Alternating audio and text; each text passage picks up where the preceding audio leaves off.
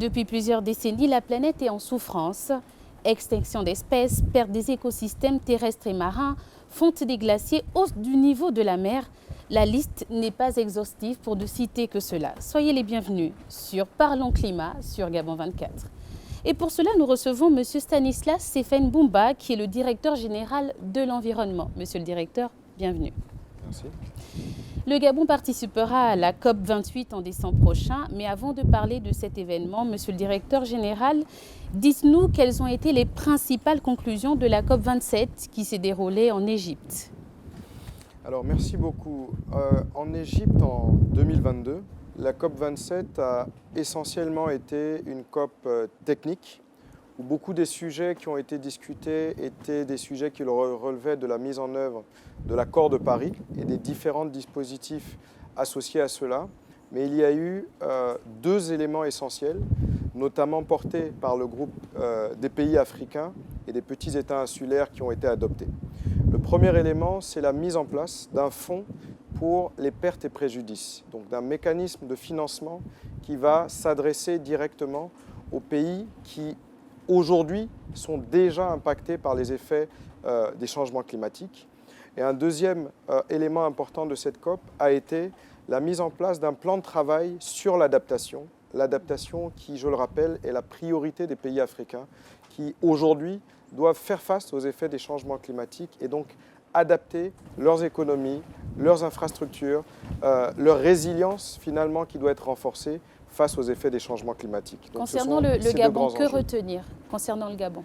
Le Gabon a fait partie de ces pays qui ont proposé qu'il y ait un renforcement de l'action globale en matière d'adaptation.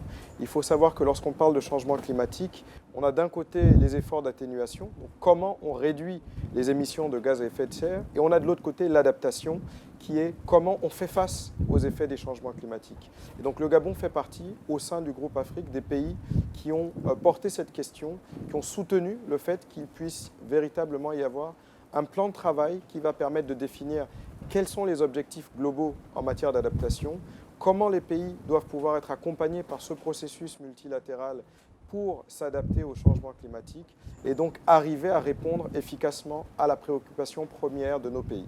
Très bien. Cette année, la COP28 se déroulera à Dubaï, nous vous l'avons rappelé. Monsieur le directeur général, quels sont les dossiers que votre département portera à cette COP28 ? Alors, la Direction générale de l'environnement qui appartient au ministère donc, des eaux et forêts, mais également chargée de l'environnement, chargée du climat et chargée du conflit homme-faune, travaillera dans cette négociation sur toutes les préoccupations majeures de notre pays, aussi bien sur les questions principalement d'adaptation au changement climatique, question qui fait partie de l'agenda de cette COP, mais également sur les questions de transparence, comment on rend compte des efforts qui sont menés pour financer la lutte contre les changements climatiques, pour réduire les émissions de gaz à effet de serre et bien sûr sur les questions d'atténuation. Notre pays, à travers ses secteurs forestiers, industriels, pétroliers ou énergétiques, contribue à réduire à travers des politiques vertueuses les émissions globales de gaz à effet de serre. Et donc c'est sur l'ensemble de ces sujets que nous participerons, nous contribuerons à ces négociations. Mais en marge de ces négociations, notre département fera aussi la promotion des politiques vertueuses mises en place dans notre pays pour démontrer que le Gabon est un pays d'engagement, mais également un pays d'action sur la question climatique. Pensez-vous que l'Afrique ira d'une seule voix ou sinon chacun prêchera pour sa paroisse?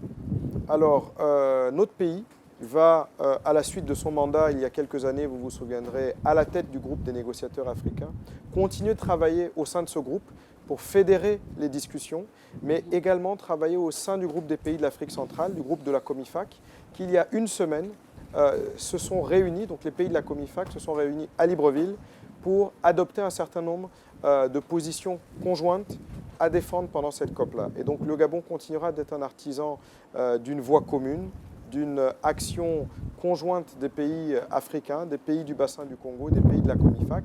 Et donc nous essaierons d'y veiller tout en maintenant les intérêts de notre pays dans cette négociation. Comment le changement climatique affecte-t-il l'environnement? Alors le changement climatique affecte l'environnement de diverses manières. D'un point de vue strictement écologique, les processus d'augmentation de la température vont dérégler un certain nombre d'équilibres, que ce soit en mer ou sur terre, que ce soit dans nos eaux douces et dans nos forêts. Le fait que le climat change emmène à ce que certaines espèces donc espèces de faune ou de flore, ne trouvent plus les habitats adéquats à leur développement. Et donc cela entraîne des perturbations sur la biodiversité, des perturbations sur les cycles agricoles, des perturbations sur notre confort de vie et même sur les questions de santé, puisque vous savez, il y a la déclaration de Libreville sur la santé et l'environnement. Oui. Et les changements climatiques affectent notre santé par le fait que certaines maladies vont plus facilement se développer dans un contexte écologique particulier. Est-ce la raison de la grippe particulier. actuelle qui sévit? Pas nécessairement à court terme la grippe actuelle, mais effectivement on l'a vu avec un certain nombre de maladies se développer parce que effectivement la pression de l'homme sur l'environnement entraîne une réaction de cet environnement-là. Entre désertification, disparition d'espèces, hausse de température, quels sont les défis actuels du continent, sinon du Gabon, sur l'environnement? Alors les défis sont nombreux. Ce sont des défis écologiques, sociaux et économiques. D'un point de vue écologique, il faut arriver à maintenir ces équilibres. L'engagement de l'accord de Paris de maintenir la hausse globale de la température à 1,5 degré est un engagement par rapport à un seuil. Si on dépasse ce seuil, les effets des changements climatiques sur notre pays comme ailleurs vont commencer à devenir irréversibles, vont commencer à devenir beaucoup trop importants pour que nous puissions justement, avec les moyens qui sont les nôtres, faire face durablement à cette problématique-là. Mais ce sont aussi des enjeux sociaux. Lorsqu'il y a la désertification, lorsqu'il y a raréfaction de la ressource en eau, ce sont les populations qui sont directement victimes de ces questions-là et donc directement affectées par les changements climatiques.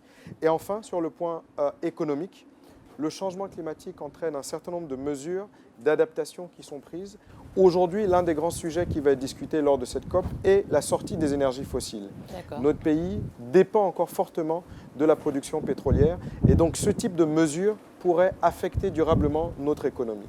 Donc l'impact des changements climatiques, c'est vraiment un impact sur le développement, sur la société, sur les humains. Pensez-vous que le Gabon va y arriver ?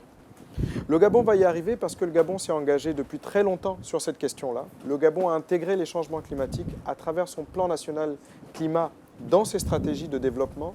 Et donc le Gabon n'a pas une politique climat d'un côté et une politique de développement de l'autre, mais a une politique de développement durable. Et c'est pour ça que nous pensons raisonnablement que le Gabon a toutes les chances d'arriver à y faire face, mais il faut que globalement des résultats soient atteints pour que cet espoir, cet engagement, cette ambition puisse être viable pour tout le monde. Monsieur le directeur général, la CDN, qui je le rappelle est la contribution déterminée au niveau national, donc est un plan d'action climat visant à réduire les émissions et sinon à s'adapter aux effets des changements climatiques.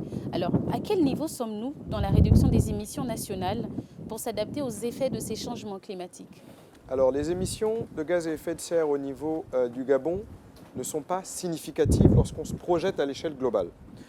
L'Afrique, en tant que continent, déjà ne représente que moins de 5% des émissions globales de gaz à effet de serre.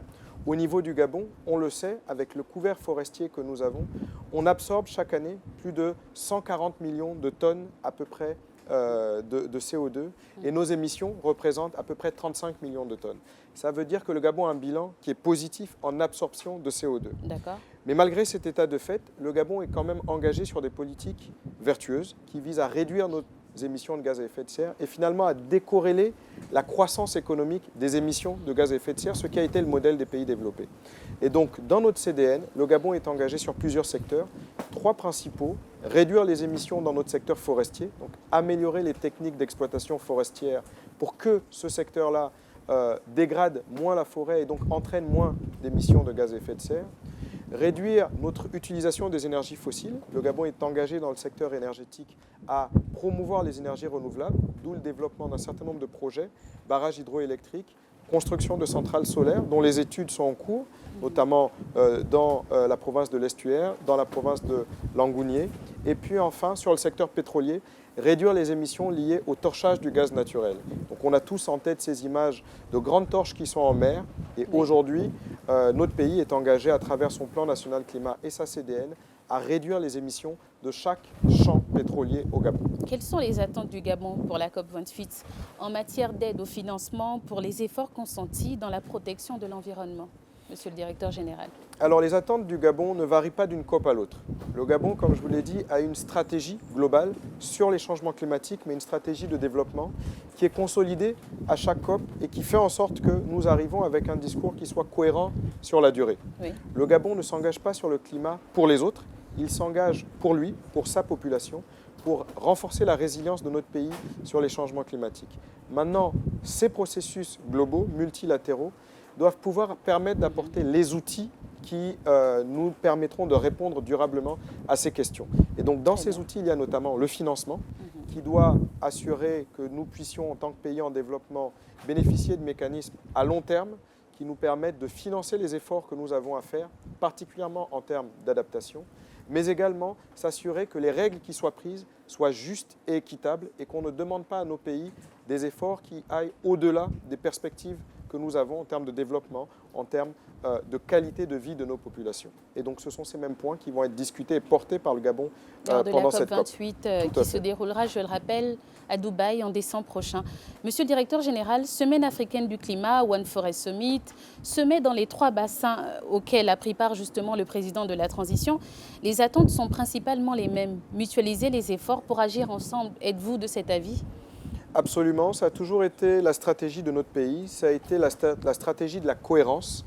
On ne peut pas faire de changements importants sur la question de la lutte contre les changements climatiques si d'une conférence à l'autre, si d'un événement à l'autre, on tient un discours qui soit différent. Aujourd'hui, ce qu'il nous faut, c'est consolider des stratégies à long terme qui soient bénéfiques pour notre pays, pour nos populations et pour notre développement. Et c'est le discours que le Gabon a toujours tenu et c'est ce que nous consolidons à travers ces différents événements. Sur les forêts, One Forest et 3 bassins, sur le climat de manière générale, nous avons cette position qui est constante.